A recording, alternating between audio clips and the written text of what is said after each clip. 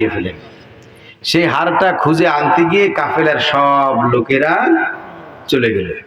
তো আল্লাহ রসুল হযরত সফওয়ান রাদিয়াল্লাহু তাআলা আনহুকে দায়িত্ব দিয়েছিলেন যে সাহাবীরা যখন সবাই চলে আসবে তখন তুমি সবার শেষে গিয়ে একটা চক্কর দিবে, গুল্লি দিবে, দিয়ে দেখবে যে কেউ কিছু রেখে গেল কিনা, ফেলে রেখে গেল কিনা, ফেলে আসলো কিনা। তুমি যা পাও ওটা কালেকশন করে এরপরে চলে আসবে।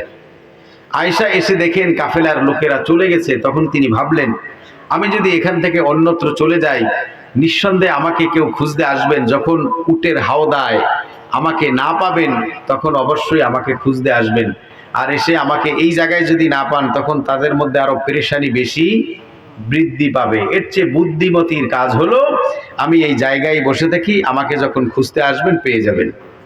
তখন ঠিকই খুঁজতে আসলো সফওয়ান। এসেই দেখলেন মা আয়েশার চেহারা, পর্দার আয়াত, হিজাবের আয়াত নাজিল হবার আগে আয়েশার চেহারা সফওয়ান রাদিয়াল্লাহু তাআলা আনহু দেখেছিলেন। এজন্য তিনি দেখেই চিনে ফেললেন, বললেন সুবহানাল্লাহ, ইদি মা আয়েশা। তখন মা আয়েশা পর্দা করলেন, চেহারা ঢেকে ফেললেন। আয়েশার জন্য সফওয়ানের উটটা সামনে রেখে বসিয়ে দিয়ে তিনি দূরে সরে গেলেন। আদব সম্মান, তিনি বললেন আপনি উটের পৃষ্ঠে চেপে বসুন, আমি আপনাকে কাফেলার সাথে পৌঁছে দেব। আয়েশা উঠে বসলেন, নিয়ে আসলেন। ঘটনা ছিল এই, এর চেয়ে আর বেশি কিছু না।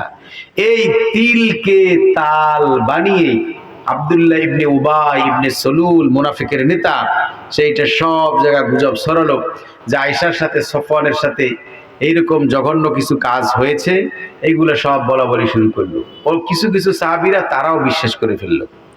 তো ভাইয়েরা আমার, আল্লাহর নবী খুব মনক্ষুণ্ণ হলেন, মর্মাহত হলেন, ব্যথিত হলেন, কষ্ট পেলেন।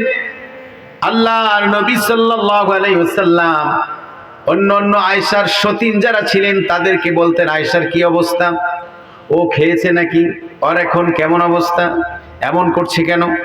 এটা আয়েশার জন্য আরো কষ্টের কারণ ছিল, কারণ আল্লাহর নবী আয়েশাকে খুব ভালোবেসে স্নেহ করে আদর করে তাকে ডাকতেন, লাল গোলাপ বলে ডাকতেন, প্রেয়সী বলে ডাকতেন, মহারানী বলে সম্বোধন করতেন।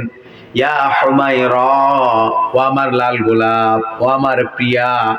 এইভাবে করে যেই স্বামী স্ত্রীকে ডাকতো, সেই স্বামী এখন সতীনের কাছ থেকে খবর নেয় ওর কি অবস্থা। এটা আরো তার কাছে খুব কষ্টের কারণ হয়ে দাঁড়ালো।